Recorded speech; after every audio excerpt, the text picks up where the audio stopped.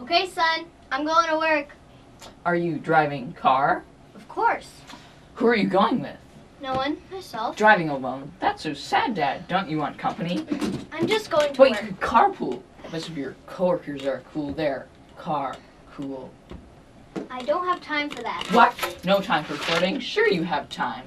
There you are in the car, sharing the air with your homies. It's both a car and a pool. Do some strokes. No, Dad, this is a road trip. Time to get deep with your fellow human beings. I can't get no satisfaction. No, it's too much trouble. Said the man to the armadillo on the day before it became extinct. It's not worth it. Said the woman to the lowland gorilla on the day before it became extinct.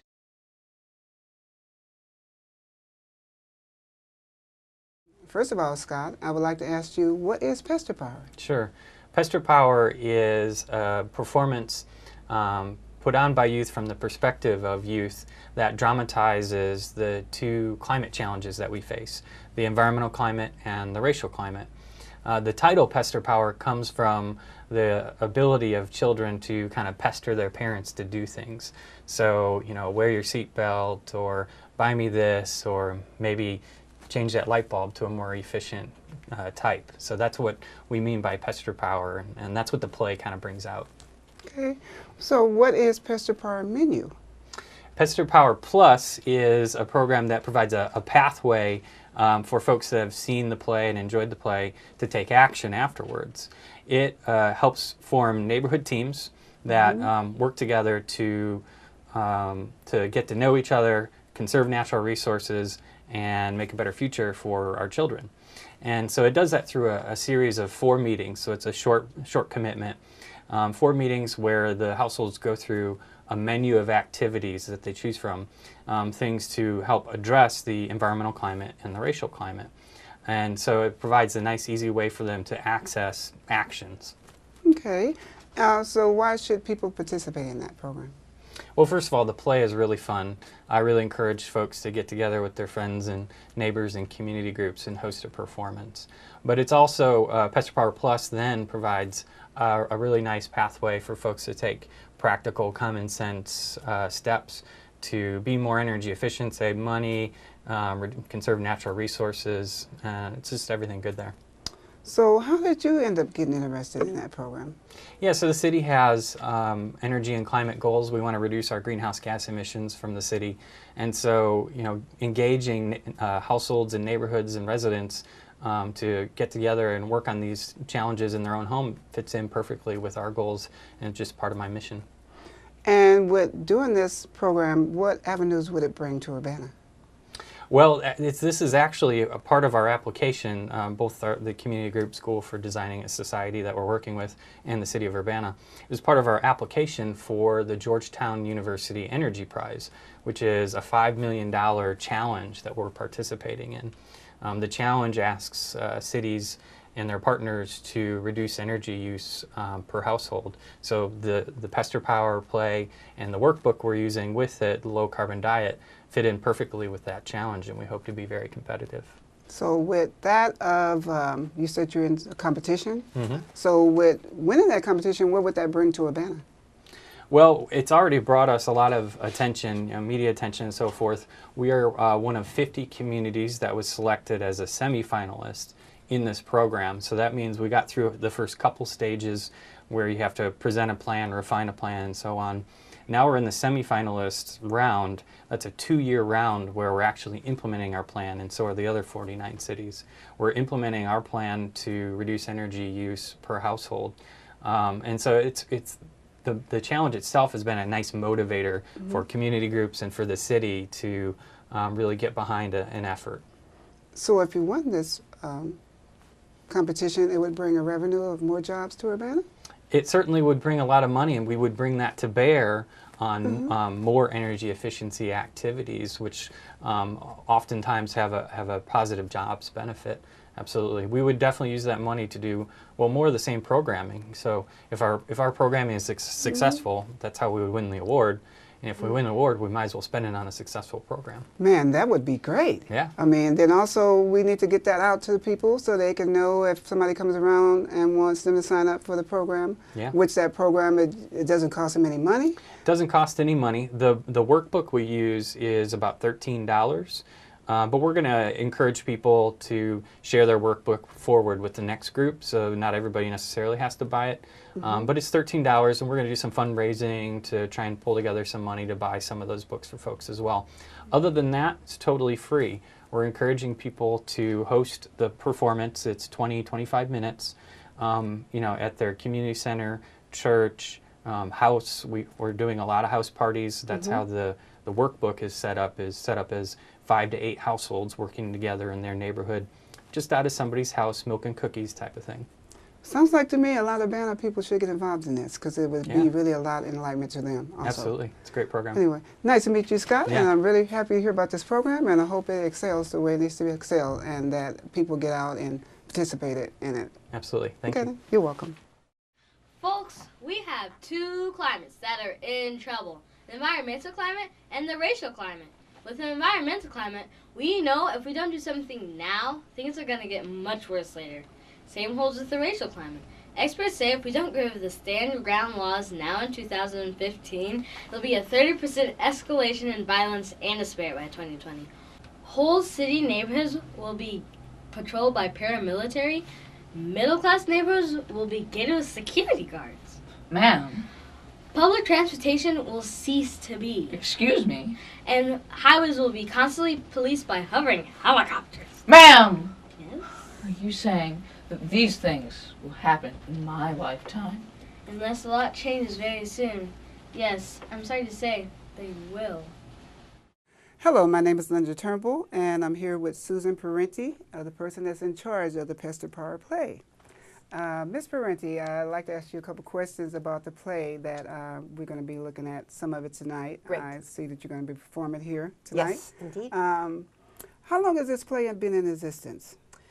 The play, as an actual 25-minute children's show, has been in existence for around 11 months. Before that, it took on this huge proportion of being a 4-hour performance. About 15 of us had worked in the fall of 2013 on trying to address why people were denying environmental climate change, racial climate change, and the need for experiments. And so we wrote 4 hours of material, and we previewed it Christmas 2013, 2014, and our audiences told us it was too long. So then I cut it down and then turned it into this 25-minute children's show. And we started rehearsing it last May of 2014. Okay, the kids that you have in the play, are they just local kids or kids from? Yeah, a lot of them are kids that I've known before they were born. I knew their parents. They were actors and people that were involved in performance. And I thought it would be better to be working with kids that were used to their parents getting on stage and being silly so that they would get used to getting on stage. So, and then some of the kids got their friends involved. So the kids are, now they're a year later, but ages 11 through 14. Oh, no, I saw the play, and it kind of really empowered me because the way they were performing, playing the violin, moving the puppets, and just kind of talking about different stuff, I just was I really liked it. So I just knew a lot of other people would like it too. Yes. So with this play, Susan, don't you do other stuff? Like, don't you have a school? Yes. We have a project for people who have a passion to change the world by means of arts and performance. And the school is called the School for Designing a Society. It's not a catchy name. It's hard to remember. But it's the idea that we, this is generally for people who are a little older, like 18 up to age 80. We try to inspire people and ourselves to think of the world we want and really study what we want, not just make it like, oh, I want to live in a world where I can eat chocolate and not gain weight. We don't do that. We do really serious, what do you want? And then that, once people articulate what they want, we start building projects and plays and theaters, puppet shows, music, songs, focusing people on that energy of connecting with something they really want in society. some of people 25 years ago worked with us and talked about having the internet be free for everybody. This was in the late 90s, and some of these people have gone on to work on free internet, Wi-Fi in the parks. Some of our participants wanted to use an old historic site as a community center, and so they bought the Urbana Free Postal Service and turned it into the IMC, the Independent Media Center. So a lot of this is using the energy inspired by what you want in order to go out and do projects that are good for everybody in the world. So we have a fall semester coming up. It's a 3-month semester, and people are encouraged to apply. Okay, so if they need to apply their information, how would they get your information? designingasociety.net. Okay. Yeah. All right, and that seemed like a nice program because a kid, if they don't have money for college, they could go to that and become their own entrepreneur and create their own jobs. Exactly, yeah. Oh, that's a good way to think about that because a lot of people don't know what they want to do. Right, and college now is so, even the public colleges are so expensive that to be uncertain and building up an extremely expensive loan doesn't make much sense. So our program is very inexpensive, and we really focus. We only accept 20 people, so people really have eyes on them, and we develop with them what they'd really like to do. And then they can go on to college if they need to in order to further tweak what they're thinking of doing. So how long has your school been in existence? As a program, it's been in existence since 1992, and as a full-time school since 1996. Okay, and then too, Susan, you look so exotic. I love your hair. What is your major in? What did you do? I started off as a piano player as a kid. Schubert, Beethoven, blah, blah. And I loved how music was constructed. So I decided to become a composer, which meant to go on and get a bachelor's, master's, and doctorate in music composition. So I'm actually trained to write serious music. I think of it as I seriously write playful music. I've also branched into writing plays, because plays have a lot to do with sound. I've been an artist my whole life. Lots of part-time jobs to support my passion to make things and to work with people trying to solve problems, one made creative thing at a time. So that's what I do. Well, you know what, Susan? It was a pleasure meeting you. Thank and you. I look forward to seeing your group of kids again. Thank you, Ms. Thank you Trumbull. so much. Okay, thank you. Bye-bye. So at this play, you say at the beginning that Mother Nature is very sick. What do you mean by that? You can. Okay, well, as everybody can see, there's a lot of pollution. Humans aren't taking very much care of the earth right now. Also, like, there's barely any recycling cans in the schools. It's only in rooms, when most of the recycling is at lunchtime, but they only have trash cans. Also, I've seen a lot, I've been in some major cities where they don't have proper recycling or composting. And I find that really sad because even though they have the most business, they're treating the world very poorly. I kind of see it that Mother Nature and Mother Justice both are helping us, but we're not helping them in return. And we need to be the nurse here and help them out because they've done so much for us. Yeah, We need to repay there's them. been lots of crimes and robberies and from Mother Justice, and then so many things like compost, they're throwing it away instead of putting it in bins. Or like in the ground so we can get better, richer soil. We're just not thinking. Exactly. There's no planning, there's no thought. Like, it just happens. human minds have shrunk to the size of a peanut because some people they don't think before they actually do something. And there's like so many cars polluting the air. It's like we should be carpooling, like Sage said. And the thing, like, with airplanes, I don't really get it. They make it really expensive, but still a whole lot of people pay to do that. And When it's like polluting the air a Yeah. lot and using up a So- lot of gas. Another question. So we call this a children's play for adults. You've done this performance for several different audiences. What is your experience with that? What do you think of the audience reaction to the play that you're doing? Well, we have done it for children, and I think the age from about 7 and up actually understood what we were saying, but in the younger, they really didn't pay attention. Exactly. The adults are the ones who have the control over what happens. They're the ones with the power, but they're not using it in general. And you know, the current societal system oppresses change and, you know, feeds what's already happening. How almost all situations work out, and it's a cycle of absence of change. And we're inspiring people to think about maybe they're using too much, like they're not recycling. Maybe we're like convincing them to start recycling, using less bags of trash, carpooling, trying not to pollute the air as much with more like using buses instead of cars, and just being around people technically. So where have you performed this play, and where could I see it? Well, we're pretty local. We have done it at people's houses. We've done it here at the what's this place called? Yeah, we've We perform it for the Sustainability Advisory Commission. Yeah, what that's called. For some people, like we've been telling people, like during the play, we've been telling people we can have our play at their houses. So if they want to have people at their house and see the play to inspire people for more pollution and stuff, you can tell them what's going on. So then maybe they could ask us to be at their house and perform for them and other people, like their friends or something. Yeah, I think it'll also help children because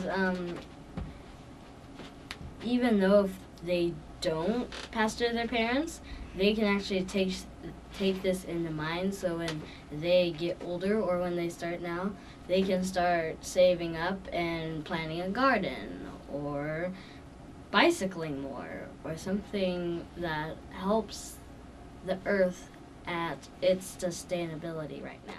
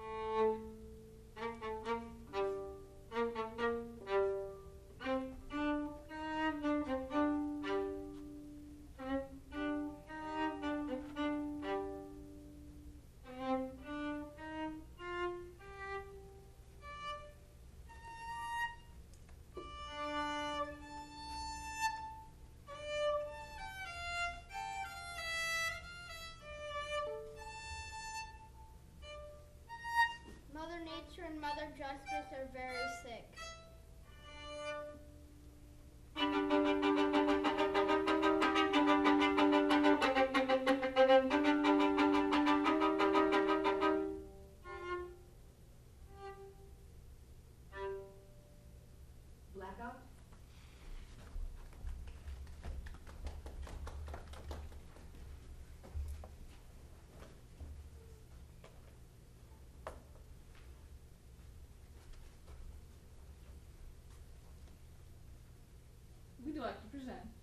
25-minute performance.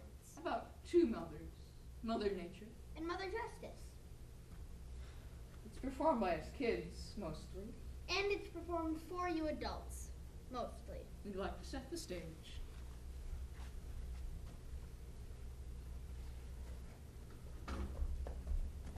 While they're getting ready, I'm wondering, how do you feel about the winter weather of last year?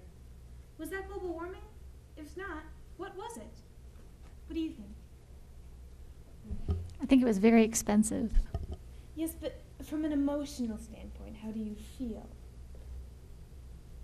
Yes, it was global warming and it was scary. Yes, I agree. There are many aspects that worry me about global warming. What about you? I agree. Yes, about global warming.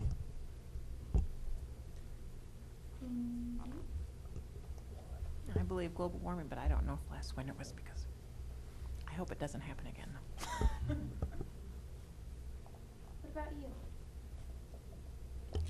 I think it was. I think it was the changing wind patterns that are coming about because of that climate change. And it was really hard. It was a hard winter, both physically and emotionally.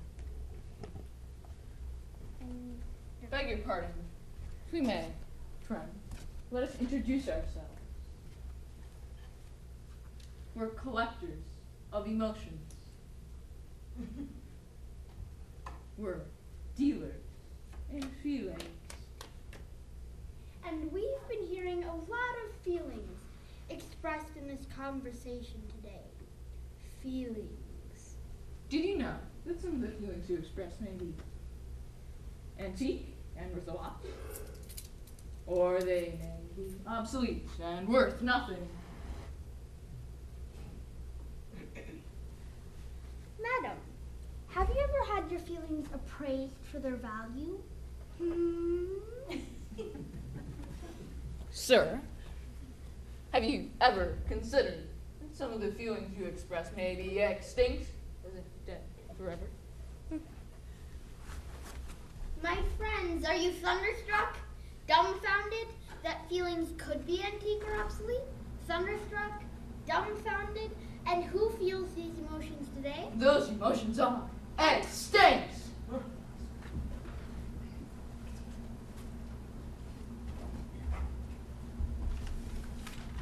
Let's look at the historical timeline of emotions. What have we here? Obsolete emotions from the past. Did you know, for those of you who are visual learners, we'll demonstrate how these dead emotions look. Obsolete emotions from the 1940s. I feel in fine fettle. What does that look like?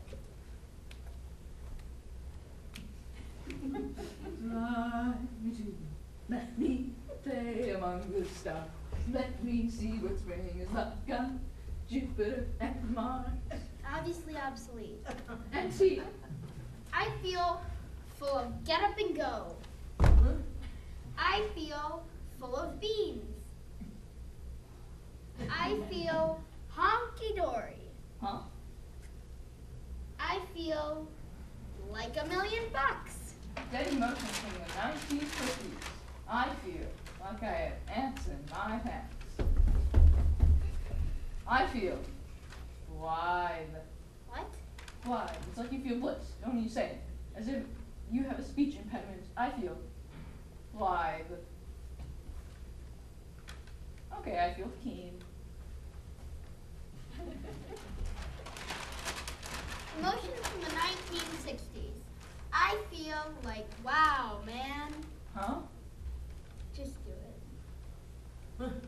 I feel like we're all one. I feel feminist. Huh? You wouldn't understand. I feel outraged. That's obsolete. I guess so.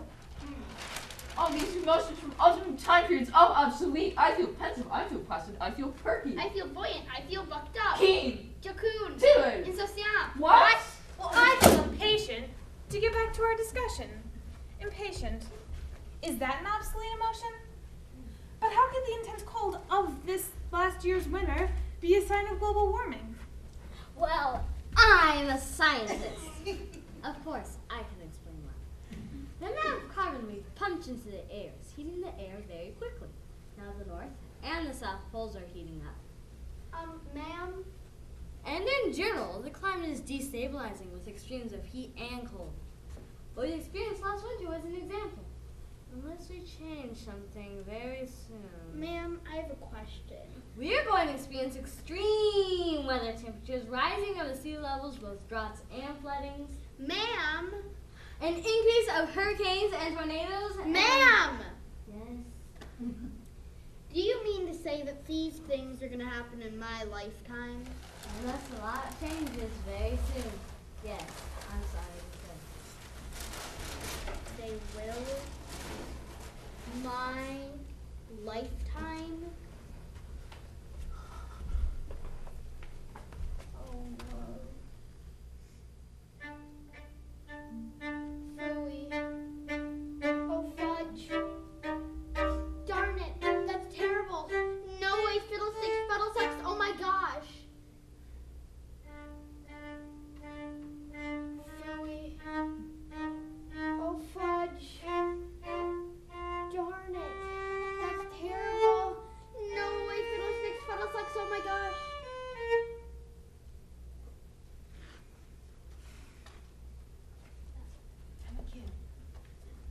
I'm a kid. I'm just a kid. I don't control much. I don't have much clout.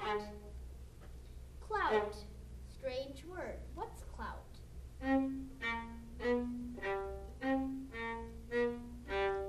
a clue what to do and you have the power to figure your way out. That's clout. Here are my parents. Well, puppets, my parents.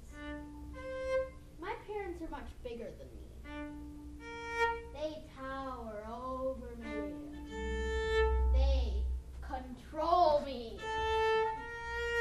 They have clout. They may have keys to cars, but I have my bike, my feet, a skateboard, and public transport. They may have access to money, but I can also do small jobs for small fees. I'm also cute.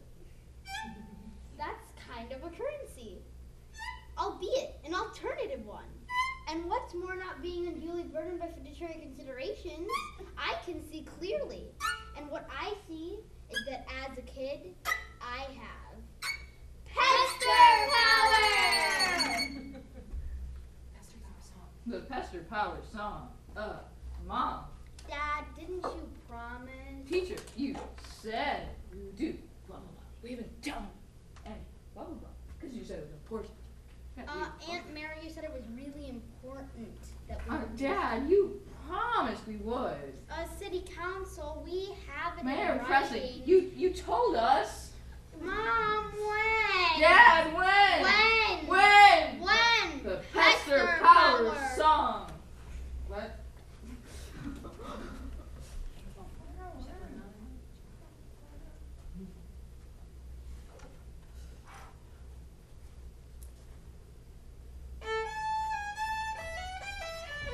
It's already been 2 hours.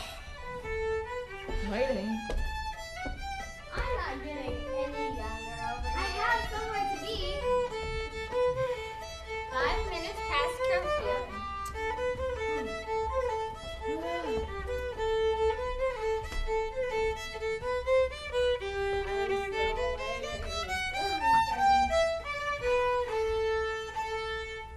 Blackout?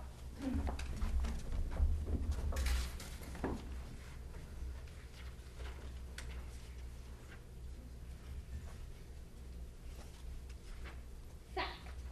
If people drove their cars less and walked more, we could slow down climate change and live a healthy life, right? I'm talking to you. And you. Let's see what Pester Power can do. Saba, come on, let's go. We're gonna be late for that meeting at your school. Let's walk. Walk? What do you mean walk? Step, step, step.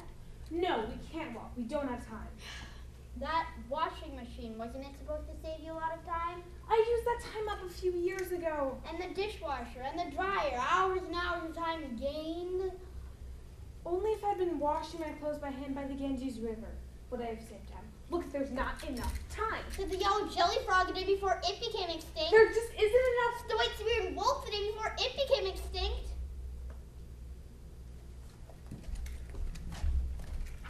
Frequently heard things at home. Honey, I'll just run over to the store and pick up some. Problem is, she doesn't run. She drives car. Darling, could you go over to Walgreens and... She doesn't go over. She drives car.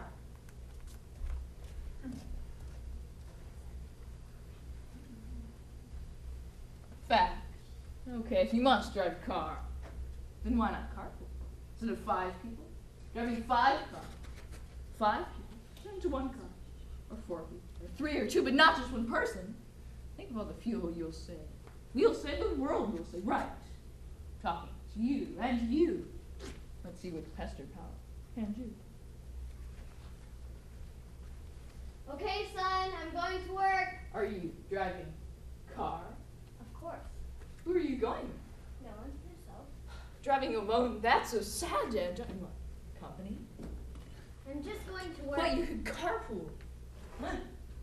Rest of your coworkers over there. Car. Cool. No, I mean, I don't have time for that. What? No time? You're divorced. Sure you have time. What? But you could carpool. Dad? Why don't you carpool? Carpool for me! No, Dad, things are road trip. Time to get deep with your fellow human beings. It's too much trouble. So the man to the armadillo on the day before it became extinct. It's not worth it. So the woman to the one-eyed gorilla on the day before it became extinct.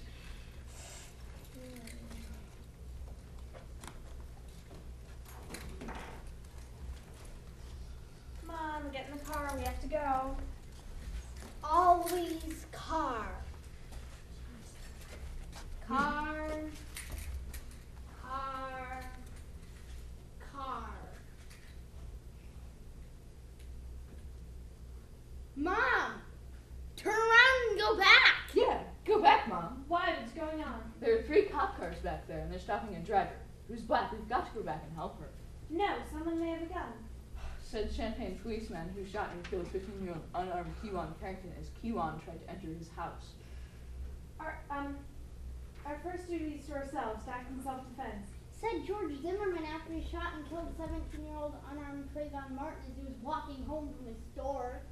Folks, we have 2 climates that are in trouble. The environmental climate and the racial climate. With the environmental climate, we know if we don't do something now, things are going to get much worse later. Same holds with the racial climate. Experts say if we don't get rid of the stand ground laws now in 2014, there will be a 30% escalation in violence and despair by 2020.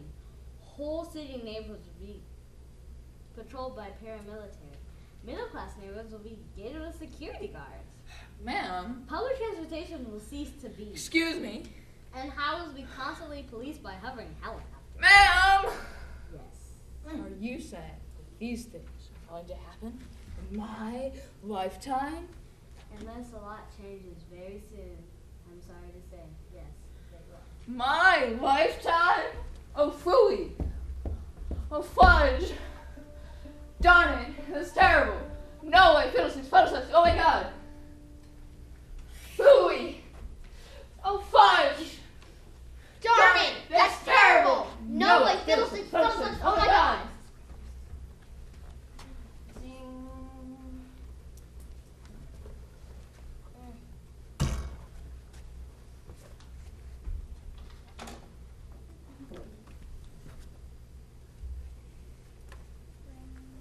Ring, ring.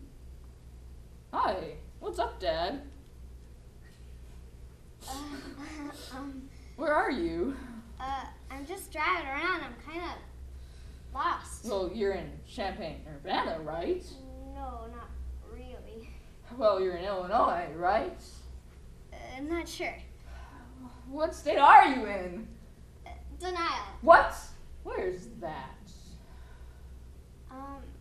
It's north of feeling hunky-dory, and it's west of feeling fine fettle, and it's east of Blythe. Hunky-dory, fine fettle, Blythe. Dad, those emotions are extinct. And it's south of, oh wow, kind of closer to, oh no. But Dad!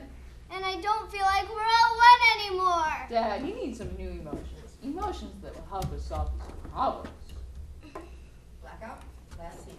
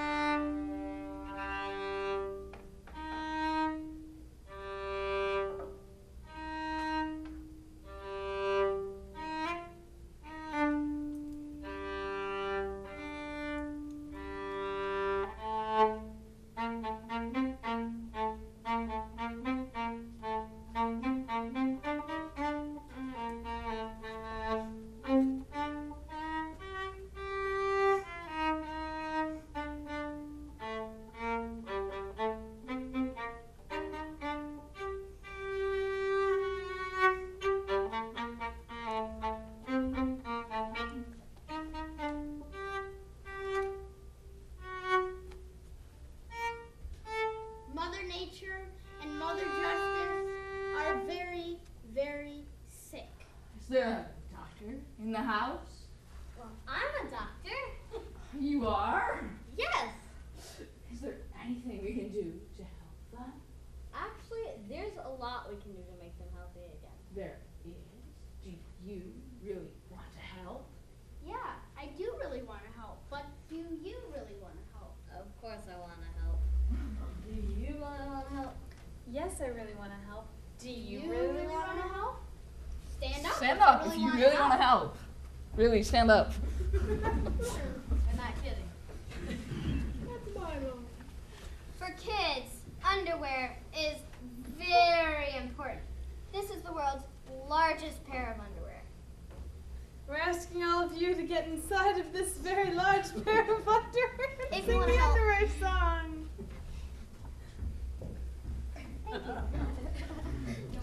You have already done this many times, but do you want to get inside this? Thank you. Thank you.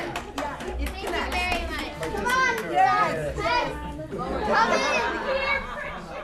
Come on. Really want to help. Oh, we really want to help. Seriously. We're not kidding. We've never been kidding. I'm sorry if you haven't understood everything. The photo shoot. Sustainability Advisory Commission. Inside the underwear. All right, here we go. Okay. Underwear, underwear. Wherever you are, you're in your underwear.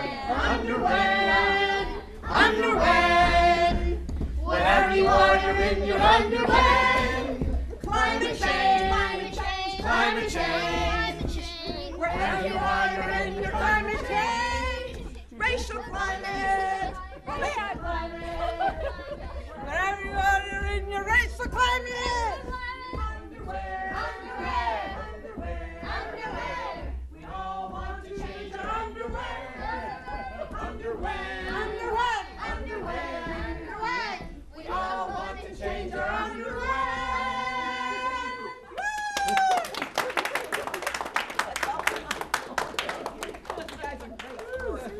Good sport. I know you tried your hardest to get tonight. Yes, yes. Good part. Close it down.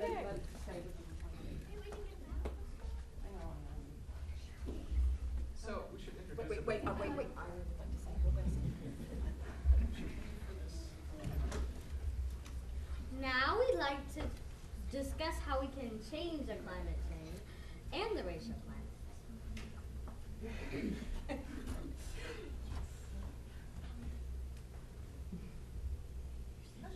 Normally at this part of the program that we then have a discussion with the people in the houses and we bring in the low carbon diet, etc.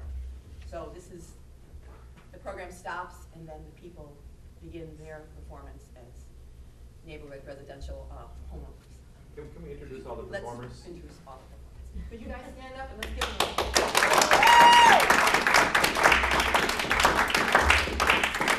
a loudly, oh, you have to take a bow, that's right. Do you want to say what your names are loudly? Sophie. I'm Aria Pleasure. I'm Saba Manetti Tesfaye. I'm Sage. I'm Lauren Bartles. What?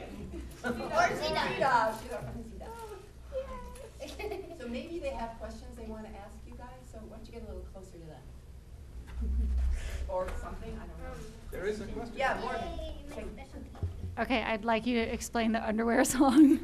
How did that come about in the creative process? Well, okay, so it was clear that that moment of do you want to stand up and you really want to help could be kind of considered hokey, and was really aware of that. So at the same time, even trying to get people to stand up in an audience is something, it's an action. So I thought to kind of push the envelope of that action by doing something zany that changes the emotions at that point. And the underwear song is about climate change and racial climate. So we didn't want people to be feeling guilty. Because you see, part of our analysis was that a lot of things that are stopping people acting on climate change and racial climate change is not that they don't know, it's that the feelings are all messed up. So we were trying to get through things through the emotions and say ideas that were unusual so that people could entertain the idea that possibly our emotions belong to a time period that's past and we have to have new emotions for the situation that we're in.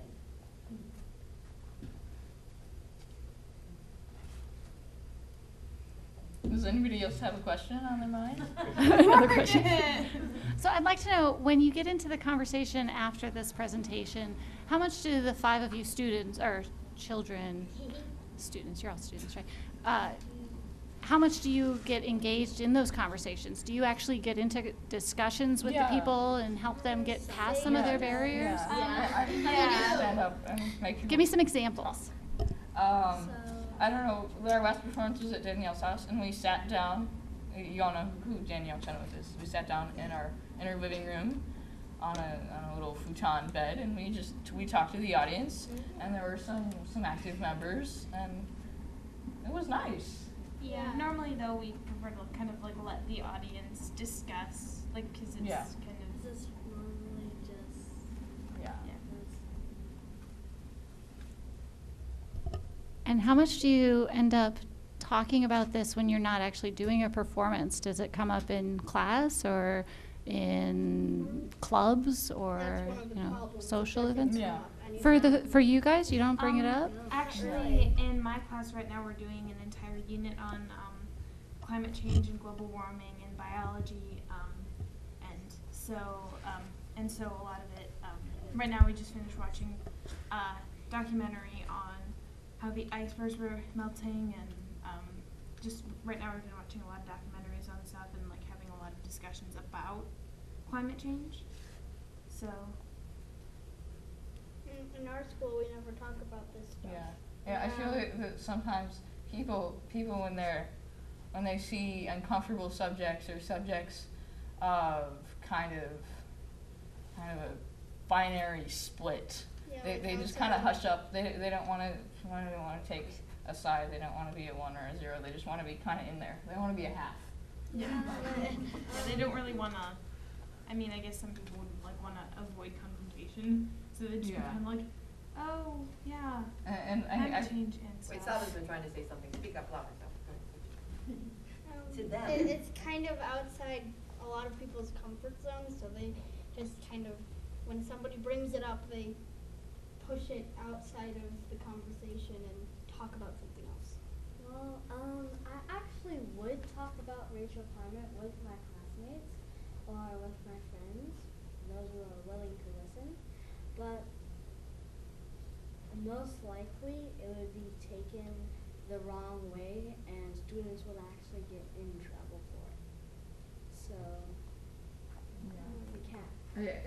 I do see a lot of problems around that part of our performance, that sometimes people feel that acknowledging that race and climate change is an issue is an issue within itself, and it should just be entirely ignored. And if you're ignoring it, then it's not happening, right?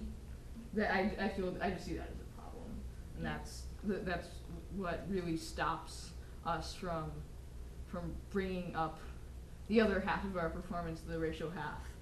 And also, it gets kind of gets procrastinated. And also, ignoring the idea isn't, or like ignoring climate change, racial climate, and like those kind of things, isn't. It's not like it's going away. It's getting worse if you don't do anything about it. Yeah. So. Yeah. I mean, if I actually, some people would actually, like, if I was able to talk to people about this, I would talk, and unfortunately we have some people around that would just, instead of just ignoring it, they would like turn it on each other, and then it would get even worse. Yeah. And the thing is, principals in schools and teachers and things, they don't really do much about it.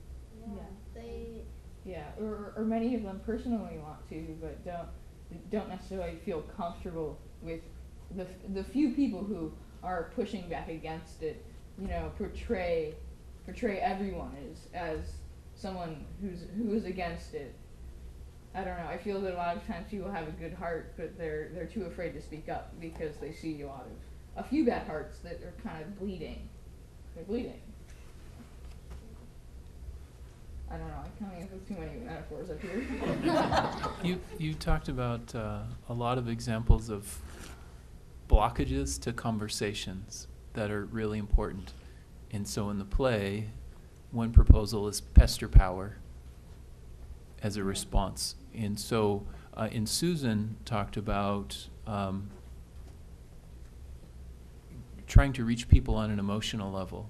And so I'm wondering if you have, with all these the problems that you're thinking about, do you have a response to some of those challenges in having those conversations? And have you had any practice putting your Pester Power to work outside of off stage? Well, Sure. Yeah, we do a lot of rehearsals. I don't think that's exactly what he meant. But do you pester? Do you use your pestering ability? You guys are great pesters. Oh yeah, we're great pesters.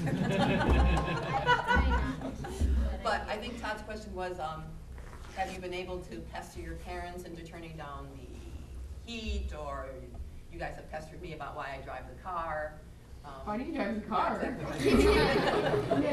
But that was but have you been able to use pestering in terms of school or people, in terms of these issues?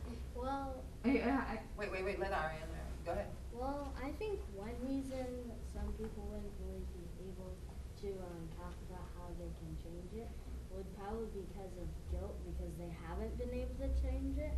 And I wouldn't really want to put that on somebody, but if it would help like everyone else and the human race survive, I think it would be really important.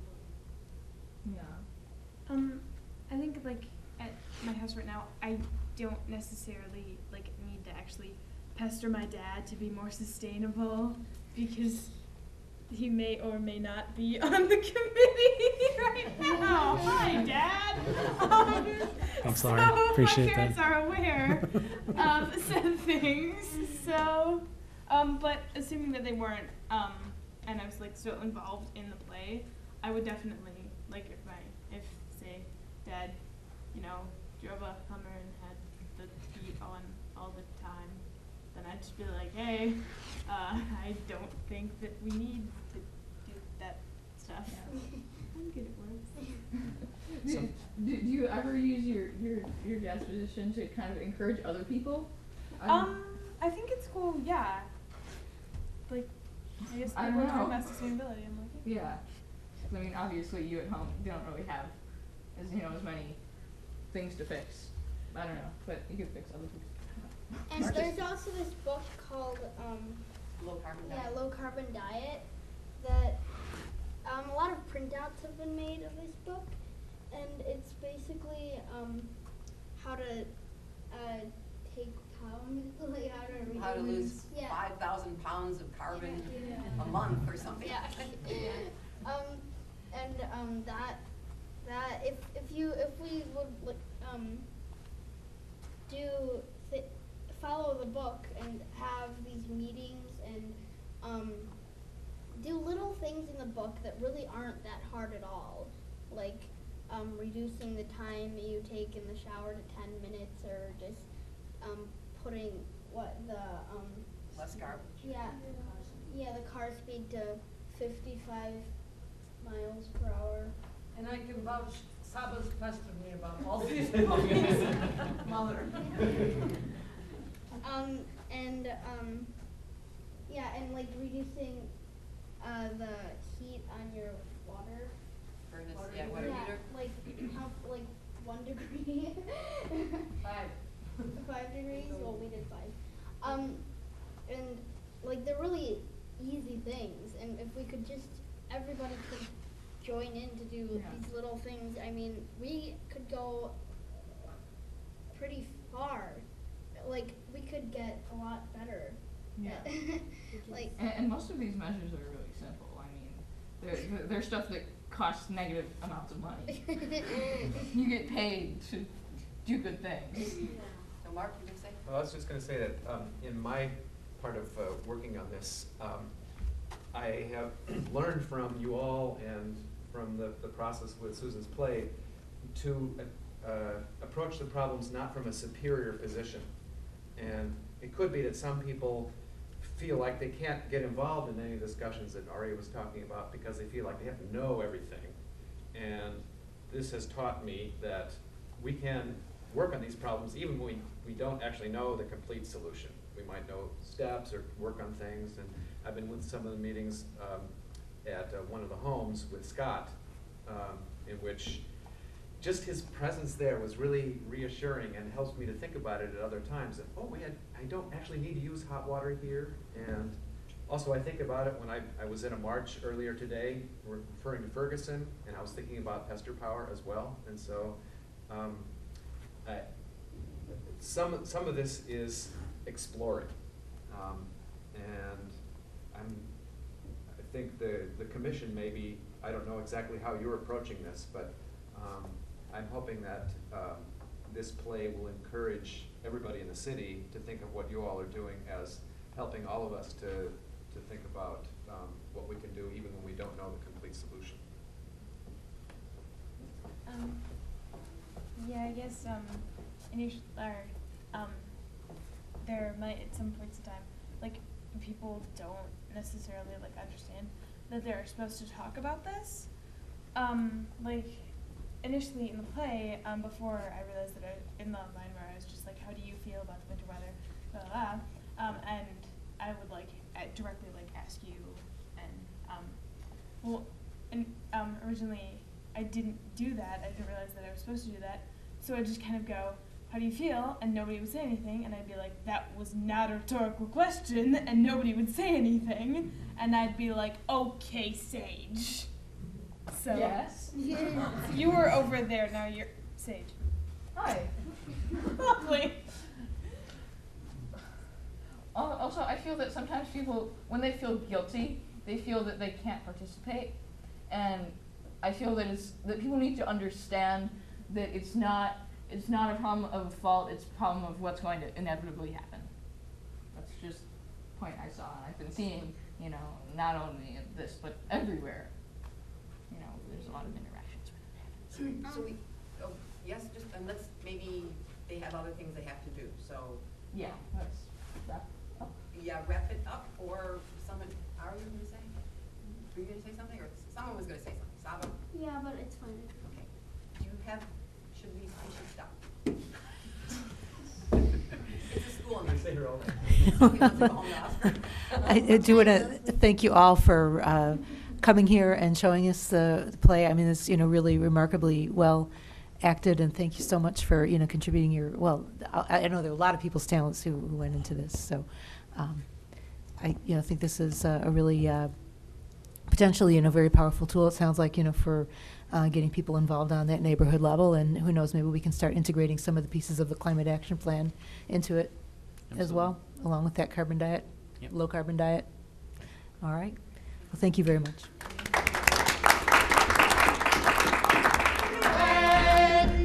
Wherever you are, you're in your underwear. Climate change, climate change, climate change. Wherever you are, you're in your climate change. Racial climate, climate.